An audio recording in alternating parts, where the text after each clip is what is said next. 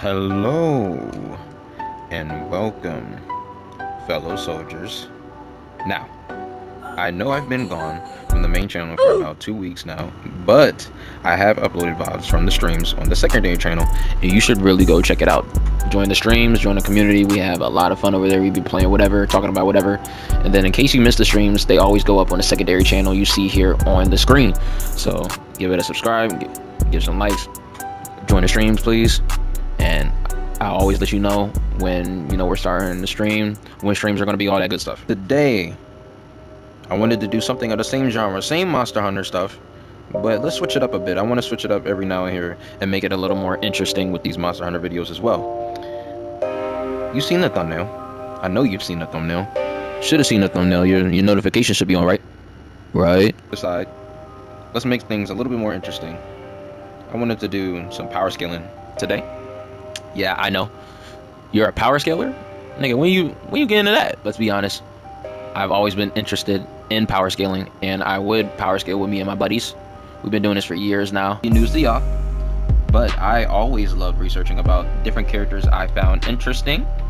And, it's pretty fun. So I learned what I did from Sensei Seth and Chuck on my own. Shout out to Seth, the programmer, and Chuck, the cyber.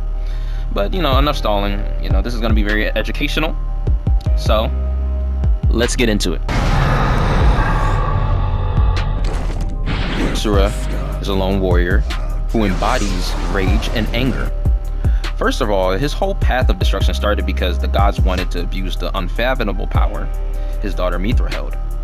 Yeah, nah, that's pretty messed up. I'm not even gonna lie, bro. That is cancerous work out of them. This man, right? So you start off the game and you have to fight Viltra, I believe the name of the creature is, and it covers a section of the planet, and judging from the size you see on the screen, Viltra, how much of the portion it was covering of the planet, you could say that it was continental, if even multi-continental in size. And Asura joins the gods and fights Viltra on screen with Yasha, August, most of the guys. Wizen is there, everybody's commenting on, and they wind up subduing Viltra.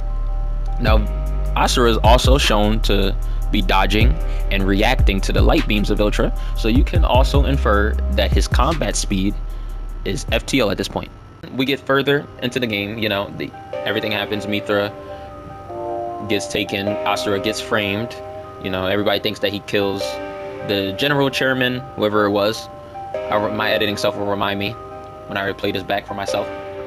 And now, Asura is framed and he gets sent to Naraka, talking to a spider that you later find out is Chakravarti, the creator of the multiverse or the universe. And he climbs out of Naraka. Now, Naraka is infinite in size. It's considered to be an infinite space. It's between life and death, right? So for him to climb out and reach Mortal Realm many years later, that would still equate him to being having infinite speed, because even though it was many years later, he still did it within a finite amount of time. Then, we get into more of a scaling where he's, mid-game, he's fighting Golgan Wizen. Golgan Wizen being the transformation to base Wizen. And Wizen gets to be 41 million feet tall. That's also equated to 7,765 miles, comparable to a dwarf planet. He winds up defeating Golgan Wizen. You literally see on the screen, this nigga gets eviscerated, bro. He blows up. Asura is left with no arms, gets sent back to the Naraka by Yasha again, and then he pulls back up. He fights Viltra, the main Viltra again, who also did damage to the fortress. And that's also why he could be star level, if not from Yasha doing what he did to the fortress. If you don't want to count that, there's still some evidence that Asura would be the star level, because he fights the core of Viltra, and Viltra was the one that did totally destroyed the fortress of Karma. This is where it gets crazy. He fights the creator, Chakravarti. So then, he gets a power from his daughter Mithra when they reunite, and he winds up literally gliding across multiple galaxies while he's getting stars thrown at him and shit. Mind you, he's big. Pause. This man is in his big stone state. I forgot the name of it. I'll also put that on screen. But it's basically his mantra form and you know, he's punching through these stars, punching through this light or whatever, and he gets the Chakravartin finally and breaks through the Avatar, and they finally have a brawl. And he beats the base form of Chakravartin. And the base form of Chakravartin created everything. He created Naraka, he created the universe, he already seen everything. And Asura still surprised him within the end. Chakravartin powers up further than that. And his powered up state is considered to one-shot his base form. So this will put him into multiversal. And Asura beats him and winds up dying. So you can say that Asura is a cool multiversal. So boom, that's cool. That's cool with Asura. So let's get to our hunter from Wilds. So this is where it gets crazy. You know, I was hype, I was giddy to do this power scaling with the hunter. You go through the game and you're fighting these creatures, you're fighting these apexes, but the scaling doesn't get crazy until you fight the guardian, the end game monster, Zoa Shia. So Zoa Shia, right, is said to rival Fatalis in power.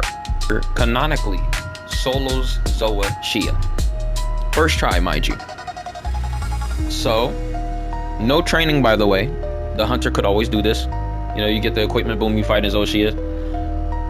So this would mean if Zoa Shia is equal to Fatalis' power, if not surpassing Fatalis in power, because while you're fighting him, he does Safi Jiva attacks, Fatalis attacks, and he does white Fatalis red lightning. So, also, is stronger than Alatreon. Alatreon being a dragon that was feared by its creators and nicknamed the God of Destruction. The creators are like, yo, bro, this nigga is crazy. He needs to get outside of our universe. We know we created him, but he's crazy. You know, this man has empathetic manipulation, morality manipulation. If you wear his armor, you feel the need to commit monstrous deeds, and you feel a sense of malice. He has space and time manipulation. Both his horns and wings are said to slice through the fabric of space and time. So you already have fourth dimensional feats. And mind you, this is all below Fatalis. This is all below Fatalis, and this is all below Safi Jiva. Alatreon is on his way to fight Safi Jiva, and Safi Jiva being the new kid on the block, he's getting on a block, getting tested, be the modern day Fatalis. So, but we finally get to Fatalis. So Fatalis, this man that everybody's running from, everybody's scared of, he is said to have come from outside of the universe. He's not even from the Monster Hunter universe. All the infinite possibilities, every hunter that's created, a new universe, a new timeline, everything says that Fatalis is not from this universe, and he's unnatural to the Monster Hunter universe. The creators call him unnatural. His objective is literally to cause utter chaos. This will mean Fatalis, just by those statements alone, by that lore alone, that he's out of Versal. He's above Alatreon, who is already complex universal by default, and he can one-shot Alatreon. Alatreon's scared of him. He doesn't even try to fight him. So we're getting into high outer Versal tiers, because it's on par or at above him. It says his fires are stronger than Fatalis.